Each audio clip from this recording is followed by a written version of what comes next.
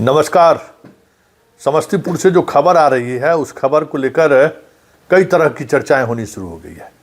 खबर क्या है, जरा इस पहले हम इस पर चर्चा कर लें कि समस्तीपुर में एक सरायरंजन विधानसभा क्षेत्र है जहां से बिहार सरकार के कद्दावर मंत्री विजय चौधरी चुनाव लड़ रहे हैं। उन्हीं के कंस्टिट्यूएंसी में आज वीवीपैट की पर्ची मिली है।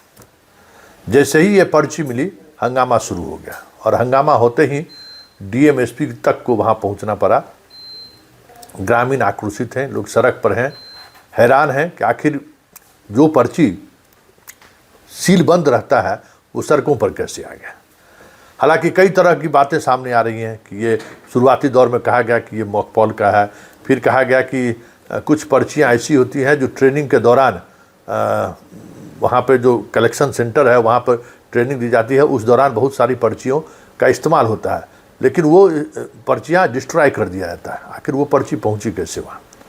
और फिर जिस तरीके की पर्चियाँ दिख रही हैं वो पर्ची इतने दिनों के बाद वो 8-10 दिन पहले की ये प्रोसेस है जो प्रोसेस ट्रेनिंग के दौरान दी जाती है, तो वो यहाँ पर कैसे पहुँच गया। और ये पर्ची तो देख रहे हैं अभी आप, पूरा ताज़ा पर्ची है, मतलब एकदम नया पर्ची है। तो ऐसे में सवाल उठना लाजमी है कि आखिर वहाँ पे पहुँचा कैसे। और डीएम जो कह रहे हैं कि हम पदाधिकारियों पर जो इलेक्शन में लगे हुए हैं उस पर एफआईआर करेंगे, तो अगर उनकी बात माने जाए तो किस पर एफआईआर होगा, क्योंकि वहाँ तो सैकड़ों का polling agent, polling party training लेने आते हैं। तो पहले ज़रा उस घटनाक्रम को ज़रा देखिए कि लोगों का क्या कहना है, पर वहाँ निर्दलीय जो प्रत्याशी है उनका क्या कहना है और जिलाधिकारी का क्या कहना है। संदिग्ध अवस्था में कचरे में पाई गई है, क्या कुछ कहना है सर? देखिए, वीवीपैट की कुछ पर्चियाँ सरायरंजन विधानसभा क्षेत्र में सूचना मिली थी कि वहाँ पर पाई गई हैं। कमीशनिंग सेंटर जो डिस्पैच सेंटर है उसके पास ये पाया गया है। यहाँ पर देखा गया कि बहुत सारी श्रेडेड जो पर्चियाँ थी उनके बीच में कुछ अनश्रेडेड पर्चियाँ भी पाई गई हैं, जिसको कि प्रशासन ने उसको कंफिस्केट करके सीजर कर लिया है। इसमें जो सभी यूनियनों ने भी लापरवाही की है उनके खिलाफ प्राथमिकी दर्ज की जा रही है और ये जांच में हो जाएगा, स्पष्ट हो जाएगा कि ये किस समय की पर्चियाँ हैं। इसमें किसी तरह की कोई अफवाह नहीं फैलाने की मैं अपील करूंगा। ये पूरा टेक्निकल मामला है जिसकी भी जांच करते हुए सभी चीज़ स्पष्ट हो जाएगी। सर, मात्रा जो है पर्ची की वो हजारों में है।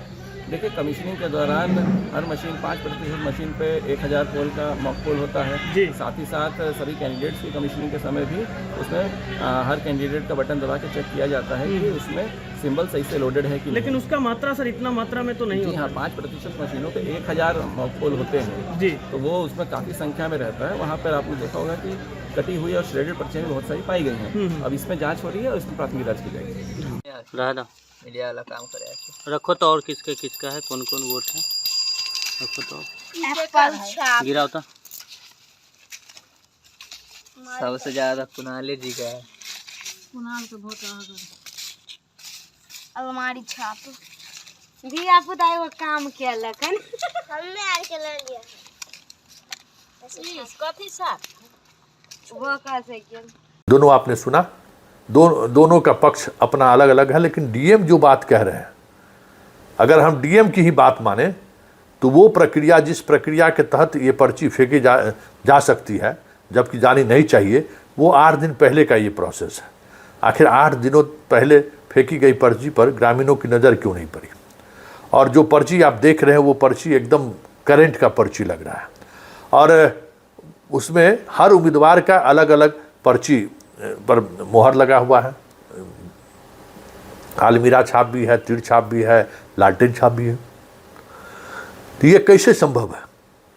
डीएम साहब को हमें लगता है कि और स्पष्टता के साथ कारण बताना चाहिए, क्योंकि ये एक बहुत बड़ा फेल्यूर है।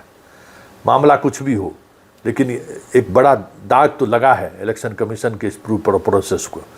और हालांकि डीएम ने एफआईआर दर्ज करने की बात की है, लेकिन एफआईआर से ही मामला कह सकते हैं कि शांत नहीं होने वाला है, क्योंकि ये आरोप मंत्री के कंस्टिट्यूएंसी पर लगा है और मंत्री पिछले चुनाव में भी बड़ी नज़दीकी मामले में चुनाव जीते हैं और वहाँ पर इस तरीके से पर्ची मिलना पूरा चुनाव आयोग के पूरे वोटिंग प्रोसेस पर ही सवाल खड़ा कर दिया। आखिर वीवीपैट में जितने भी पर्चियाँ डाली जाती है, वो जो वोट हम लोग गिराते हैं तो पर्ची उसमें सीलबंद होता है, सबके सामने सीलबंद होता है, तो आखिर वो बाहर निकल कैसे गया। और जिस तरीके से बाहर फेंकी गई है, क्या वीवीपैट के सहारे ईवीएम तो नहीं बदला गया? क्योंकि उम्मीदवार तो यही शक जाहिर कर रहे हैं। और डीएम जो कह रहे हैं वो अगर वो प्रोसेस है तो वो तो उससे 8 दिन पहले वो सारे प्रोसेस खत्म हो जाते हैं। तो ऐसे में कहा जा सकता है कि चुनाव आयोग की साख लगातार बिहार में गिर रही है। और जिस तरीके से इस चीज़ें सामने आ रही हैं और अब जो चीज़ें देखने को मिल रही हैं, हमें तो लगता है कि जो कुछ भी साख बचा हुआ है वो भी न कहीं खत्म हो जाए चुनाव परिणाम आते आते। और वोट चोरी का जो आरोप है, इस तरीके की चीज़ें सामने आने पर तो उसको और बल मिलेगा।